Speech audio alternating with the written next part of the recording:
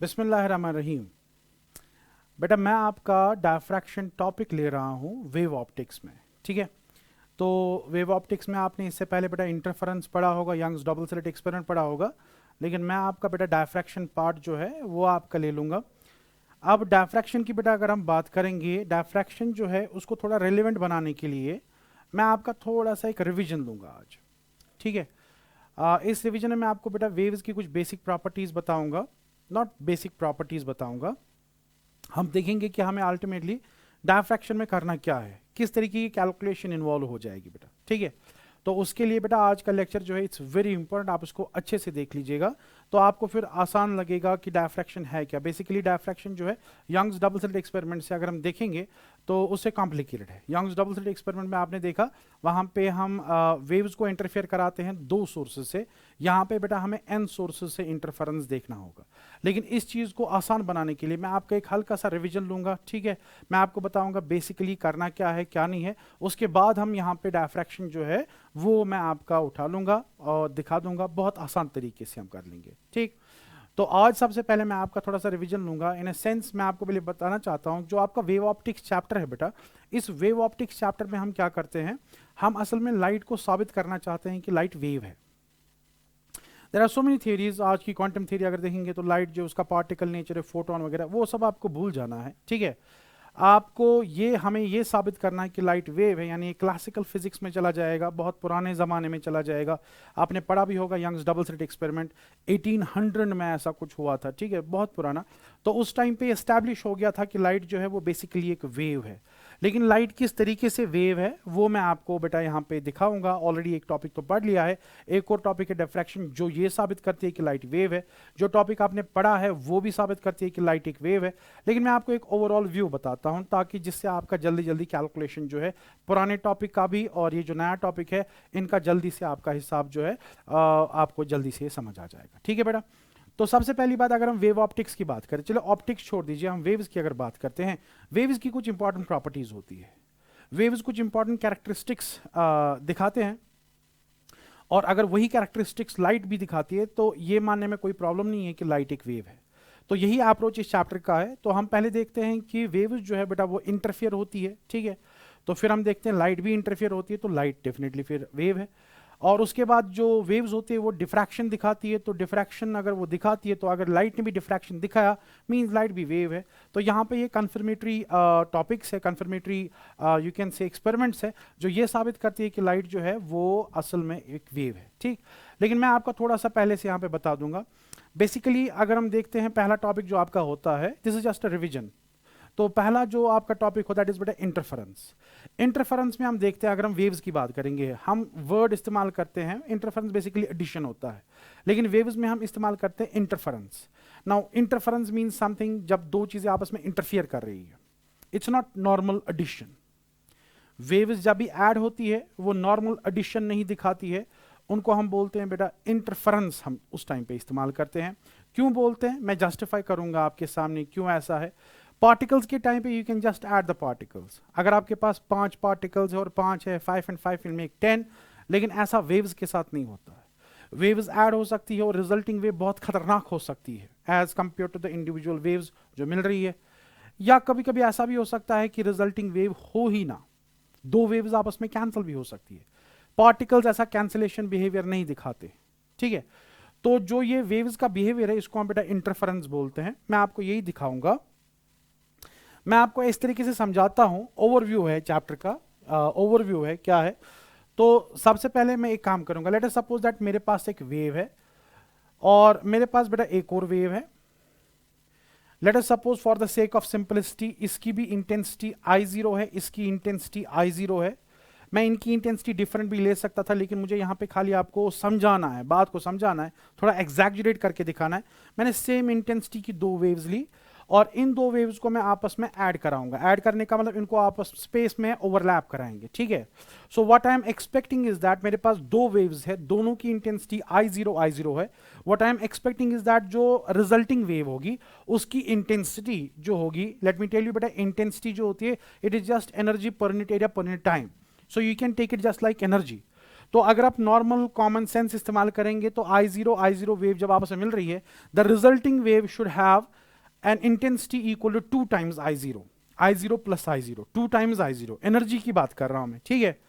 लेकिन होता यह है कि रिजल्टिंग वेव की जो इंटेंसिटी है that can be on one extreme, it can be equal to बेटा 4 times I0, 4 times I0। That means इतनी एनर्जी थी नहीं आपके पास, लेकिन 4 टाइम्स I0 आ सकती है। This is one extreme, maximum से मैक्सिमम। और the intensity can be equal to 0, that means resulting wave की जो इंटेंसिटी है it can be equal to बेटा 4 टाइम्स I0 और it can be equal to 0। Now how is it possible? दो waves जिनकी intensity I0 है, ये मिलके 4 टाइम्स I0 कैसे बना रहे हैं, ये मिलके 0 क्यों बना रहे हैं, ठीक है। तो ये हमें तब समझ आता है जब हम वेव्स का इंटरफेरेंस समझते हैं, वेव्स किस तरीके से बेटा ऐड होती है, जब हम वो समझते हैं। याद रहे मैंने ये दो एक्सट्रीम केसेस बताए, इन दो वेव्स का जो एडिशन होगा वो इनके बीच में भी आ सकता है, 1I0, 2I0, 3I0, but this is the maximum value which you can have and this is 0। 4 times I0 means something, ठीक है। दो वेव्स है वो मिल रही है, लेकिन जो इंटेंसिटी रिजल्टिंग वेव की that is much higher than the individual waves and this 0 again अगर आप देखेंगे दो वेव्स मिल रही हो तो वहां से निकल क्या रहा है, कुछ नहीं, एकदम खामोशी, there is no disturbance at all. लेकिन ऐसा होता क्यों है? जब आपको ये मैक्सिमम इंटेंसिटी मिलती है इस टाइम पे हम बोलते हैं वेव्स जो है इन्होंने कंस्ट्रक्टिवली इंटरफेयर किया। कंस्ट्रक्टिवली इंटरफेयर करने का मतलब ये है वेव्स ने आपस में एक दूसरे को ऐड किया, ठीक है, एड किया। एक वेव जो चाहती थी वही दूसरी वेव भी चाहती थी, और रिजल्टिंग चीज ये हुई कि मीडियम जो है वो मैक्सिमम डिस्टर्ब हो गया वेव्स की वजह से। लेकिन दूसरे केस में जब मैंने मिनिमम वैल्यू 0 रखा, उसमें एक वेव कुछ और चाहती है, दूसरी वेव कुछ और चाहती है। एक वेव चाहती है कि मीडियम के पार्टिकल्स नीचे जाए, एक वेव चाहती है मीडियम के पार्टिकल शाबाश ऊपर जाए, लेकिन ये दोनों आपस में कैंसिल हो जाते हैं, इनके इफेक्ट्स कैंसिल हो जाते हैं, और वहां पे पार्टिकल जो मीडियम का है वो कहीं नहीं जाता है, रिजल्टिंग डिस्टर्बेंस बेटा 0 बन जाती है। We call this as destructive interference. Destructive interference का मतलब जब वेव्स ने आपस में एक दूसरे को कैंसिल किया, कंस्ट्रक्टिव का मतलब जब वेव्स ने आपस में एक दूसरे को एड किया। This is constructive interference, destructive interference. लेकिन ये कंस्ट्रक्टिव इंटरफेरेंस और डिस्ट्रक्टिव इंटरफेरेंस बेटा क्यों होते हैं वो मैं आपको यहां पे बताता हूं। इसके लिए मैंने ये रिवीजन वाला जो है वो दिखा है। मैं आपको थोड़ा फेज के बारे में बताऊंगा, पार्ट डिफरेंसेस के बारे में बताऊंगा, तो मैं आपको समझाता हूं। मान लीजिए मेरे पास एक वेव है, ठीक है, ये वेव मैं यहां से स्टार्ट करूंगा। ये वेव जो है मेरे पास, इस वेव को मैं यहां पे एक ऑब्जर्वेबल वेव लेता हूं, ठीक है। मैं इसी के साथ बाकी का कंपैरिजन करूंगा। Now let us suppose I have one more wave बेटा with me, and this wave goes like this. अगर आप इस वेव की बात करेंगे तो बेटा देखिए, ये वेव और ये वेव कंपेयर कीजिए, इसका जो क्रस्ट है वो इसके क्रस्ट के ऊपर फॉल होता है, इसका ट्रफ इसके ट्रफ के ऊपर फॉल होता है, इसका क्रस्ट इसके क्रस्ट के ऊपर फॉल होता है। दैट मींस इन दो वेव्स का क्रस्ट जो है और ट्रफ जो है वो आपस में एक दूसरे के ऊपर फॉल होते हैं। ऐसी वेव्स को हम बेटा इन फेज वेव्स बोलते हैं। क्या बोलते हैं शाबाश? इन फेज वेव्स। अब ये जो इन फेज वेव्स होते हैं, जब भी ये इन फेज वेव्स आपस में मिलते हैं ना बेटा, ठीक है, ये हमेशा कंस्ट्रक्टिव इंटरफेरेंस दिखाते हैं, क्योंकि इस वेव का भी यही है कि ये मीडियम को ऊपर की तरफ उछालना चाहता है इस जगह पे, ये वेव भी ऐसा ही करना चाहता है, तो इन दोनों के इफेक्ट जो है वो ऐड हो जाते हैं। तो जब भी वेव्स इन फेज होते हैं, इन फेज का मतलब इनके क्रस्ट और क्रस्ट ओवरलैप होते हैं, ट्रफ और ट्रफ ओवरलैप होते हैं, तो इस टाइम पे बेटा कंस्ट्रक्टिव इंटरफेरेंस होता है। वेव्स जो है वो बहुत हद तक इंटेंसिटी बना लेते हैं, जैसे मैंने आपको कहा at an extreme 4 times I0 intensity बन सकती है, ठीक है। लेकिन इनको हम बोलते हैं इन फेज। इन फेज का मतलब इनके अंदर कोई फेज डिफरेंस है ही नहीं, जो ये वेव चाहती है वही वेव ये भी चाहती है, ठीक है। लेकिन अगर मैं आपको बेटा दूसरी वेव दिखाऊंगा, दूसरी वेव जो है वो मैं बेटा यहां से जनरेट करूंगा। This is wave number 2। अगर आप बेटा इस वेव को देखोगे, कंपेयर करेंगे पहली वेव के साथ, इसका यहां पे क्रस्ट है, इसका भी यहीं पे क्रस्ट है। दूसरी वेव को आप छोड़ दो, इसका यहां पे बेटा ट्रफ है, इसका भी यहीं पे ट्रफ है। दैट मींस ये वाली वेव भी इस वाली वेव के साथ बराबर ओवरलैप हो रही है। लेकिन अगर आप देखोगे ये वेव बेटा यहां से स्टार्ट हो रही है, तो इस वेव और पहली वेव के दरमियान कुछ ना कुछ फर्क तो है, लेकिन इन फेज तो है, ये फेज में है। तो इन दो के दरमियान जो फर्क है, पहली वेव और इसके दरमियान, ठीक है, मैंने यहां पे रेफरेंस वेव रखी है समझाने के लिए। तो ये वेव और ये वेव के दरमियान जो यहां पे फर्क है, उस फर्क को मैं ऐसे दिखा सकता हूं। अगर आप ध्यान से देखोगे बेटा, ये वेव यहां से स्टार्ट होती है, ये एक कंप्लीट वेव मिस कर रहा है। कंप्लीट वेव मिस करने का मतलब यहां से लेकर यहां तक एक वेव लेंगे तो मिस हो रही है। हम ये बोल सकते हैं कि ये जो वाली वेव है, ये वाली जो वेव है, ये पहली वाली वेव से छोटी है by factor of how much बेटा, lambda, by factor of lambda. इस लैम्डा को मैं बोलूंगा इस वेव और इस वेव के दरमियान ये पाथ डिफरेंस है। पाथ डिफरेंस मीन लंबाई में फर्क है, ये बड़ी है ये छोटी है, और पाथ में जो डिफरेंस है वो बेटा लैम्डा का। अगर आप इस साइड से बोलोगे इस साइड से वेव इन्फिनिटी तक जाएगी, यहां से भी इन्फिनिटी तक जाएगी, हमें इस साइड से कोई लेना देना नहीं है, लेकिन यहां से पता चलता है ऊपर वाली वेव बड़ी है, ये वाली छोटी है, और इनके दरमियान पाथ डिफरेंस जो है वो बेटा लैम्डा का है। और अगर मैं यहां पे पाथ डिफरेंस हो गया लंबाई के हिसाब से, एक वेव लेंगे तो यहां पे छोटी है ये, ठीक है। अगर मैं यहां पे एंगल के हिसाब से देखूंगा, आपको बेटा पता होगा साइन का जो यहां पे वेव है, यहां पे एंगल 0 होता है, यहां पे बेटा π/2 एंगल होता है, ये पाई होता है, उसके बाद यहां पे 3π/2 आएगा, और उसके बाद यहां पे बेटा 2π आएगा यहां पे। यानी एक वेव जो है उसके ऊपर अगर हम एंगल देखेंगे 2π के बराबर यहां पे होता है। चलो मैं इसको दिखाता हूं। सो इट इज 2π, ठीक है। तो यहां पे बेटा 2π एंगल का फर्क है। ये जो 2π है इसको हम फेज डिफरेंस बोलते हैं, फेज डिफरेंस, और इसको बेटा पाथ डिफरेंस बोलते हैं। याद रखिए ऐसे, पाथ डिफरेंस लैम्डा है जबकि फेज डिफरेंस बेटा 2π है। अगर मैं आपको बेटा एक और वेव ऐसे ही दिखाऊं, और ये वेव जो है ये मान लीजिए यहां से स्टार्ट होती है, तो पहली वेव के मुकाबले में अगर आप देखोगे, दिस इज थर्ड वेव बेटा, पहली वेव के मुकाबले में बेटा 2 लैम्डा का फर्क आता है। 2 लैम्डा, दो वेव्स मिस हो रही है। और अगर हम फेज डिफरेंस की बात करेंगे, एक वेव का 2π आएगा, उसके बाद एक और वेव का और 2π, मींस यहां से लेकर यहां तक 4π का डिफरेंस आता है। वेव्स बेटा अभी भी फेज में है, मैंने फेज चेंज नहीं किया, फेज वही है। इनके ट्रफ्स आपस में मिल रहे हैं, इनके क्रस्ट्स आपस में मिल रहे हैं, तो फेज अभी भी वैसा ही है। लेकिन जब वेव्स इन फेज होती है तो पाथ डिफरेंस बेटा 0 भी हो सकता है, पाथ डिफरेंस में फर्क नहीं होनी चाहिए। पाथ डिफरेंस 1 लैम्डा का होना चाहिए, हो सकता है। पाथ डिफरेंस 2 लैम्डा का भी होना चाहिए, हो सकता है, ठीक है। ऐसे ही अगर मैं इसके बाद एग्जाम्पल दूंगा तो पाथ डिफरेंस 3 लैम्डा का भी हो सकता है, तब भी ये फेज में रहेंगे। और अगर हम फेज डिफरेंस की बात करेंगे, अगर बेटा 0 फेज डिफरेंस हुआ तब भी ये इन फेज है, अगर 2π का फेज डिफरेंस हुआ तब भी ये फेज में है, अगर 4π का फेज डिफरेंस हुआ तब भी ये फेज में है। ऐसे आपको समझ आ गया होगा। तो अगर 6π का फेज डिफरेंस होगा तब भी ये इन फेज है बेटा। तो जब भी वेव्स के दरमियान फेज डिफरेंस हम बेटा डेल्टा फाई से लिखते हैं। अगर फेज डिफरेंस बेटा 0, 2π, 4π ऐसे ही कर करके ऐसा होगा तो वेव्स बेटा इन फेज होती है। और अगर पाथ डिफरेंस डेल्टा एक्स से लिखते हैं। अगर पाथ डिफरेंस 0 होगा, अगर पाथ डिफरेंस बेटा 1 लैम्डा होगा, अगर पाथ डिफरेंस बेटा 2 लैम्डा होगा, एंड सो ऑन, तो तब भी वेव जो है ये इन फेज होती है, इन फेज। और ऐसी वेव जिनका फेज एंगल ऐसा होगा, ठीक है, या जिनका पाथ डिफरेंस ऐसा होगा, ये वेव जब भी मिलती है बेटा ये कंस्ट्रक्टिव इंटरफेरेंस प्रोड्यूस करती है और इंटेंसिटी बेटा मैक्सिमम होती है। इन फेज वेव्स कंस्ट्रक्टिव इंटरफेरेंस। अगर हम इसको शॉर्ट में लिखेंगे बेटा, शॉर्ट में हम इसको ऐसे लिख सकते हैं, it's 2nπ and this is बेटा n lambda, where n starts from 0। अगर n का वैल्यू 0 देंगे तो पहले तो ये 0 आएगा, उसके बाद 1 देंगे तो 2π आएगा, फिर 4π आएगा, and so on.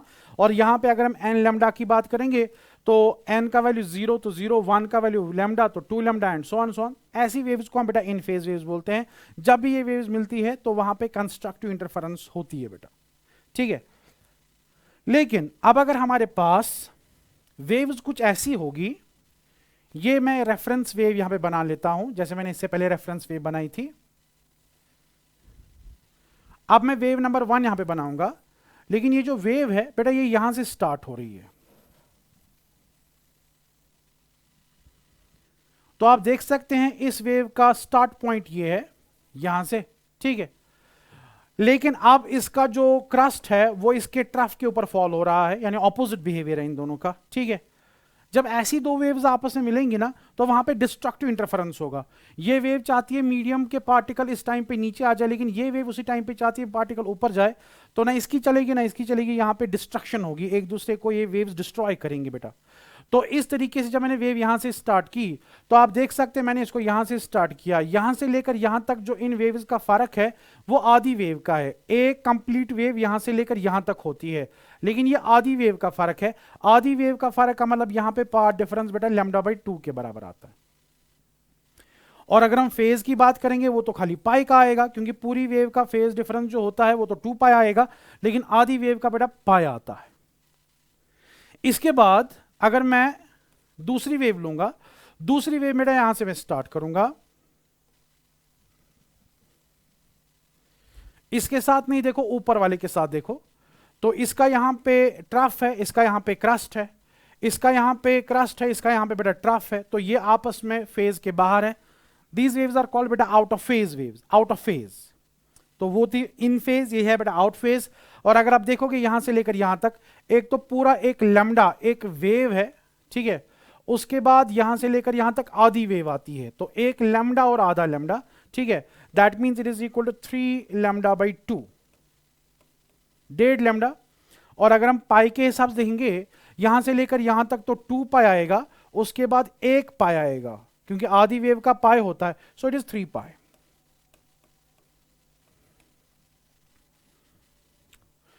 So whenever the path difference between two waves is λ/2 और 3 λ/2, सीक्वेंस अगर मेंटेन करेंगे 5 λ/2, 7 λ/2, ठीक है, the waves are out of phase. And in case of, in terms of phase angle, if the phase angle is beta pi, 3 pi, 5 pi, 7 pi, whatever, the waves are out of phase.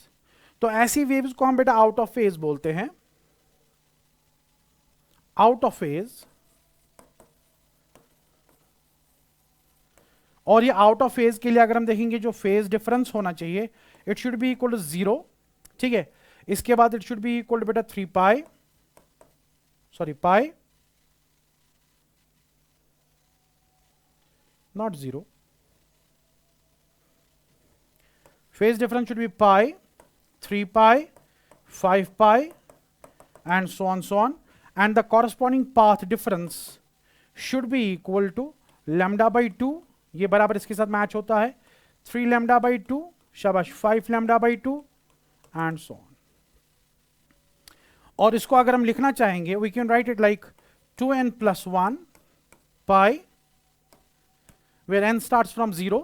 आप 0 दे दीजिए तो पहले 1 पाई आएगा, फिर 3 पाई आएगा, 5 पाई आएगा n के साथ, और यहां पे we can write it like 2n + 1 λ/2। This is how we have the out of phase waves.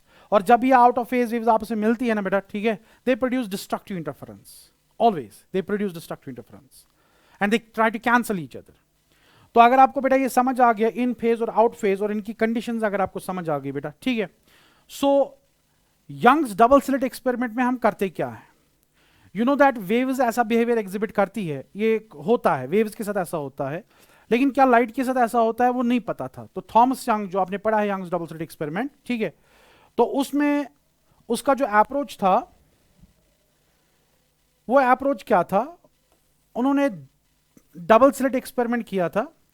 Now double slit experiment means यहां पे पूरा एक ब्लॉकेड है और उस ब्लॉकेड में ऐसी एक स्लिट काटी गई, 2 स्लिट्स काटी गई जहां से लाइट अंदर जा सकती है, ठीक है।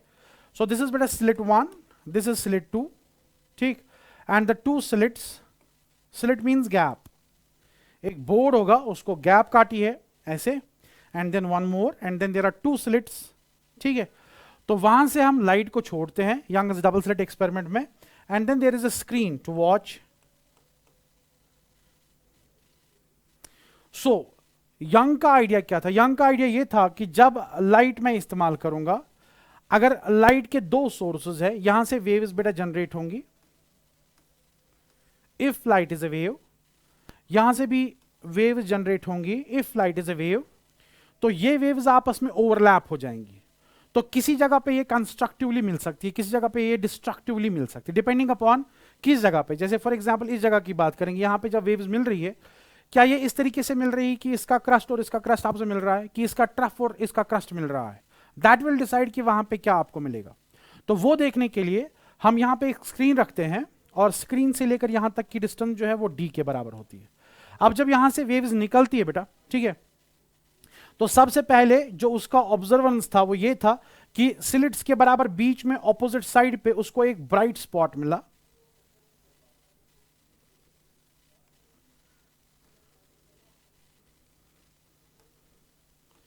एक ब्राइट स्पॉट मिला, लेकिन ब्राइट स्पॉट के बाद उसको एक डार्क स्पॉट यहां पे मिला, फिर उसके बाद फिर से ब्राइट मिला, फिर उसके बाद फिर से एक डार्क स्पॉट मिला, फिर ब्राइट मिला, फिर डार्क मिला।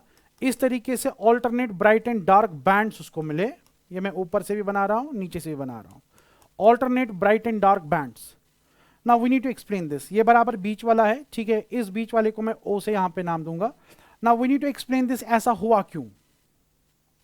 और इसी के एक्सप्लेनेशन में ये बात पता है, छुपी है, कि लाइट जो है वो वेव है, ठीक है। तो देखिए बेटा क्या हुआ, बेसिकली जब यहां पे हम देखते हैं ये वेव्स आपस में इंटरफेयर हो रही है, तो जब इस डिस्टर्बेंस से, सॉरी, जब इस सोर्स से S1 और S2 से जो वेव्स निकलती है वो बराबर इस बीच वाली जगह पे जब पहुंचेगी, आपको समझाने के लिए मान लीजिए ये वेव यहां पे ऐसे है, ये यहां पे पहुंची, and then there is one more wave जो यहां पे निकलती है। अगर आप देखोगे बराबर बीच वाले पॉइंट पे, these two waves seem to be very symmetric, these two lines basically seem to be very symmetric. तो ये वाली वेव और ये वाली वेव जो है, ठीक है, ये लेंथ में सेम होगी, मींस इनका पाथ डिफरेंस जो है बेटा वो जीरो होगा।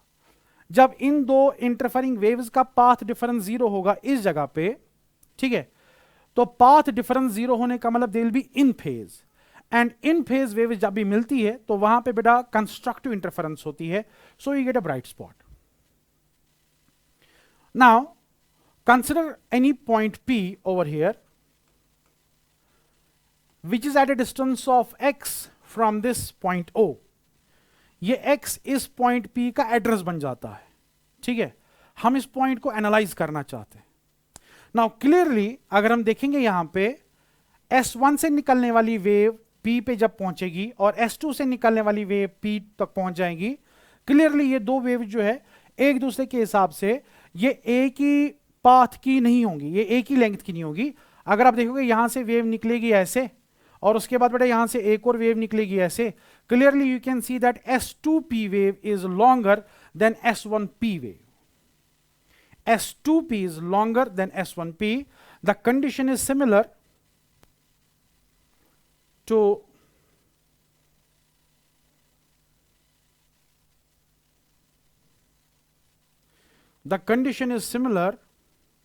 can be similar to this or to this in a sense। यहां पे भी कुछ वेव्स छोटी थी, कुछ वेव्स बड़ी थी, लेकिन ये जो वेव्स है कितनी छोटी कितनी बड़ी और इनकी जो डिफरेंस है उस डिफरेंस में क्या 1 लैम्डा 2 लैम्डा या लैम्डा बाई 2 3 लैम्डा बाई 2 की फर्क है। इस डिफरेंस से पता चलेगा कि वेव्स के दरमियान जो पाथ डिफरेंस है या फेज डिफरेंस है वो कैसा है, और वो ये बताएगा कि वेव्स जो मिलने वाली है क्या वो कंस्ट्रक्टिवली मिलेंगी कि वो शाबाश डिस्ट्रक्टिवली मिलेंगी, ठीक है।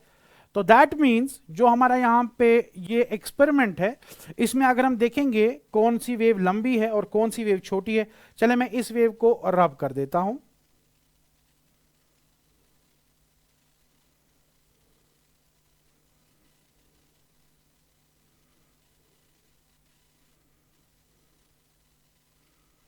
ओके बेटा, so this is the wave and you can yourself see S2P wave जो है ये बड़ी आ रही है, आपको समझाने के लिए ऐसे बोल रहा हूं। तो अगर हम देखेंगे इनका डिफरेंस, तो डिफरेंस देखने के लिए मैं यहां से एक परपेंडिकुलर ड्रॉ करूंगा।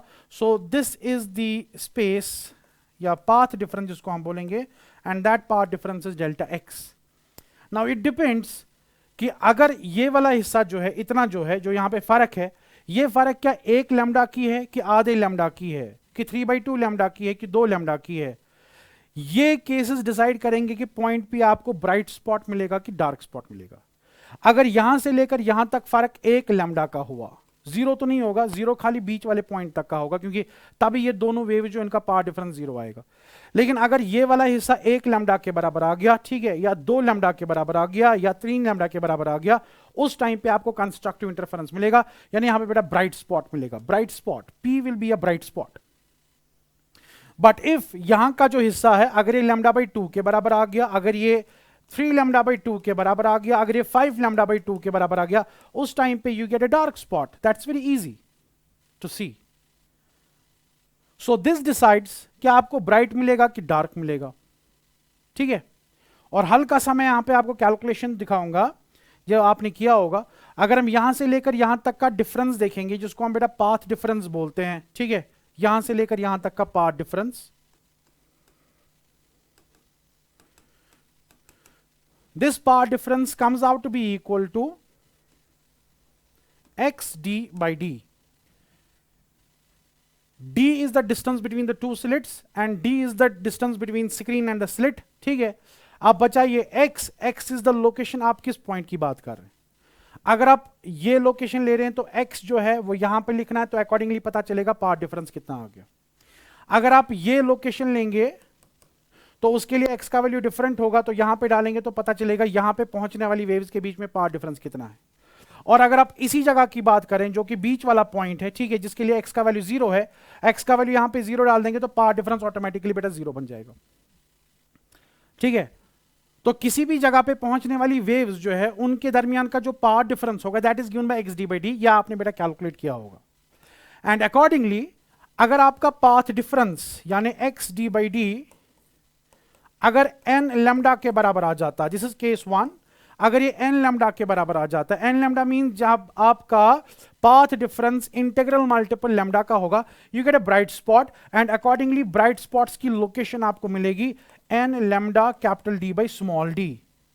इस इक्वेशन को मैंने नाम दिया है, मैं बोलता हूं इसको address equation. Address equation, now address equation means ये आपको बताएगी किसकी जगह पे आपको ब्राइट स्पॉट्स मिलेंगे बेटा, ठीक है। इसी तरीके से अगर मैं यहां पे दूसरी कंडीशन देखता हूं, दूसरी कंडीशन में यही path difference x D by D अगर 2n+1 लैम्डा बाई 2 के बराबर आता है तो आपको डार्क स्पॉट मिलेगा, सीधी बात है, वो मैंने आपको दिखाया, अभी भी दिखाया, ये वाला कंडीशन। एंड अकॉर्डिंगली अगर आप x देखोगे, डार्क स्पॉट कहां कहां पे मिलेगा, it is 2n+1 lambda by 2 capital D by small d. So this is the address equation of dark spots. तो इस तरीके से हम देखते हैं कि वेव्स जो मिलने वाली वेव्स है उनके दरमियान का पाथ डिफरेंस कितना है। पाथ डिफरेंस, यहां पे मिलने वाली वेव्स का अलग पाथ डिफरेंस होगा, यहां पे मिलने वाली वेव्स का अलग पाथ डिफरेंस होगा। तो यही पाथ डिफरेंस अगर n लैम्डा के बराबर हो, you get a bright spot. अगर ये 2n+1 लैम्डा बाई 2 के बराबर होगा, then you get a dark spot. अगर ये किसी और चीज के बराबर होगा बेटा, ये जरूरी नहीं कि आपको हमेशा n लैम्डा मिलेगा, नहीं, ऐसा नहीं है, किसी और के बराबर। ये दो एक्सट्रीम केसेस है, constructive interference and destructive interference, ठीक है। अगर ये बेटा ये दो एक्सट्रीम केस अगर किसी और के बराबर पाथ डिफरेंस होता है, देन अकॉर्डिंगली आपकी इंटेंसिटी जो है वो कम मिले, ब्राइट से कम मिलेगी, डार्क से थोड़ा ज्यादा मिलेगी बेटा। तो जब हम ये एक्सपेरिमेंट करते हैं, ये लाइट के साथ किया जाता है, since we know that waves यही फॉलो करते हैं। और जब हम ये लाइट के साथ करते हैं, बाज़ाब्ता आपको ब्राइट एंड डार्क स्पॉट मिलते हैं। किसी जगह पे लाइट है ही नहीं, डार्क है पूरा, किसी जगह पे ब्राइट है। It indicates that light interfere with each other. Light जो है, वेव्स जो है, लाइट वेव्स आपस में एक दूसरे को कैंसल कर सकते हैं, किसी जगह पे ऐड कर सकते हैं। मींस ये यहां पे बाज़ाब्ता फॉलो करते हैं interference of waves. So this indicates that light is a wave. This is the first striking experiment जो बताता है कि लाइट जो है ये एक वेव है, ये जिसको आप यंग्स डबल स्लिट एक्सपेरिमेंट बोलते हैं। Now I hope आपको समझ आया होगा what phase difference means, what path difference means। दो वेव्स के दरमियान का फर्क, अगर एक वेव कहीं पे स्टार्ट होगी, दूसरी वेव कहीं और जगह पे स्टार्ट हो गई, ठीक है, तो इन दो वेव्स के बीच में जो फर्क होगा, लेंथ के हिसाब से फर्क होगा, एंगल के हिसाब से, we call it path difference, we call it बेटा फेज डिफरेंस। ओके, तो यहां तक तो आपने पढ़ लिया था, यह आपका इंटरफेरेंस था। लेकिन मैं आपको बेटा पढ़ाना चाहता हूं डिफ्रैक्शन। अब डिफ्रैक्शन का इसके साथ क्या लेना देना था, मैं आपको पहले बताता हूं व्हाट डिफ्रैक्शन इज बेटा, उसके बाद एक्सप्लेन करने में हम क्या इस्तेमाल करेंगे वो मैं आपको बताता हूं। व्हाट डिफ्रैक्शन इज, मैं आपको डायरेक्टली लाइट की डिफ्रैक्शन नहीं बताऊंगा, पहले मैं आपको समझाऊंगा डिफ्रैक्शन टर्म इज। डायफ्रैक्शन बोलिए, डिफ्रैक्शन बोलिए। मान लीजिए मैं एक एग्जाम्पल दूंगा आपको, मान लीजिए एक कमरा है, पूरा साउंड प्रूफ रूम है, साउंड बाहर नहीं जा सकता है, ठीक है। इसकी जो दीवारें हैं, छत है, नीचे का फर्श है, पूरा साउंड प्रूफ है, लेकिन इसमें एक दरवाजा है, इसमें एक ओपनिंग है जो साउंड प्रूफ नहीं है, एक ओपनिंग है, अच्छी खासी दरवाजा है, ठीक है। अगर मैं इस साउंड प्रूफ रूम में रहूंगा और मैं अगर आवाज दूंगा, डेफिनेटली जो बाहर होगा कमरे से वो मेरी आवाज सुन लेगा। माना मैंने कि पूरा साउंड प्रूफ था, लेकिन एक दरवाजा तो था ना जहां से आवाज आ सकती है। लेकिन ये जो आवाज गई, ठीक है, ये लाइन ऑफ साइट पे नहीं निकली, मैं दरवाजे से हट के था। से फॉर एग्जाम्पल दरवाजा वहां से है, ठीक है, मुझे दरवाजे के बाहर कोई दिखता भी नहीं है, मेरा कोई बाहर की तरफ लाइन ऑफ साइट है ही नहीं, ठीक है। लेकिन मैंने जब आवाज लगाई तो कमरे के बाहर कोई इंसान था, तो उसने मेरी आवाज सुनी। इसका मतलब यह है कि जो मैंने साउंड वेव थी, वो साउंड वेव इस दरवाजे से बाहर निकल के मीडियम में फैल के किसी और के कान पे गिरी एंड देन उसने मेरी आवाज सुन ली। दैट मीन्स साउंड वेव जो है ये बेंड हो गई, दरवाजे से बाहर निकल गई। एक हो गया लाइन ऑफ साइट, बराबर सीध में, दूसरा हो गया ये बेंड होके बाहर जा रही है। This is called diffraction of waves. Waves की एक बहुत इंपॉर्टेंट प्रॉपर्टी, ये फैलने लगती है। इनको आप कोई भी ओपनिंग दीजिए, ये उस ओपनिंग से निकलेंगे, ठीक है, फिर किसी और ओपनिंग से निकलेंगे। मैं एक और एग्जांपल आपको बताता हूं, ठीक है। एग्जाम्पल कुछ ऐसी है, अल्लाह ना करे मान लीजिए सैलाब आया हुआ है किसी के मकान में, ठीक है। अब मैं मकान की एग्जाम्पल क्यों दे रहा हूं आपको समझ आएगा। तो सैलाब आया हुआ है तो मान लो 1-2 फुट तक पानी है, ठीक है। तो एक कमरे में आप पानी को डिस्टर्ब कीजिए, उसमें वेव्स बनाइए एक कमरे में, तो वो वेव्स जो है वो उस कमरे में फैलने लगेगी। जो उस कमरे का दरवाजा होगा, अगर वो खुला है, अगर वो दरवाजा होगा, खुला दरवाजा है, तो वो डिस्टर्बेंस उस दरवाजे से बाहर निकलेंगी, बाहर निकल के वो कॉरिडोर में चली जाएगी, तो कॉरिडोर का पानी हिलने लगेगा। अगर किसी और कमरे का दरवाजा खुला है तो वो डिस्टर्बेंस उस कमरे में चली जाएगी। तो आप देखिए पानी की जो रिपल्स है वो एक कमरे से निकल के किसी और ऐसे ऐसे ऐसे ऐसे करके चल रहे हैं। This is called diffraction. Wave जरूरी नहीं कि खाली एक ही बात पे चलेंगे तो बस, नहीं। वेव्स की एक बहुत ही इंपॉर्टेंट प्रॉपर्टी है, वो डिफ्रैक्ट होती है। We call this property as diffract, bending. अब हम इसको, यहां पे तो वेव्स बेंड हो रही है, बाहर निकल रही है फिर उधर जा रही है, but we don't use the word bend, it is bend. अगर हम इंग्लिश की बात करेंगे, सिंपल इंग्लिश, ठीक है। लेकिन यहां पे हम फिजिक्स में टर्म इस्तेमाल करते हैं डिफ्रैक्शन। सो वेव जो है वो डिफ्रैक्ट हो जाती है, वो बेंड हो जाती है, बाहर निकलती है, फिर ऐसे ऐसे ऐसे कहीं से भी जा सकती है, ठीक है, अगर उनको मीडियम दिया जाए। नाउ अगर वेव्स की इंपॉर्टेंट प्रॉपर्टी है, व्हाट अबाउट लाइट? क्या लाइट ऐसा कर सकती है? तो लोगों ने इसके ऊपर काम किया, ठीक है, एंड एज अ रिजल्ट ये पता चला कि बाज़ाब्ता लाइट भी बेंड होती है। एक्सपेरिमेंट किया गया जिसको हम डिफ्रैक्शन एक्सपेरिमेंट बोलते हैं। फ्रॉनहोफर ने इसके ऊपर काम किया, फ्रेस्नेल ने इसके ऊपर काम, बहुत सारे लोगों ने इसके ऊपर काम किया, ठीक है। मैं आपको एक रफ एस्टिमेट दूंगा और वो एस्टिमेट कुछ ऐसा है। उन्होंने क्या किया बेटा, मान लीजिए हमारे पास एक ओपेक ऑब्स्टैकल है, मतलब बीच में ब्लॉकेड है, बीच में यहाँ पे बेटा एक स्लिट है।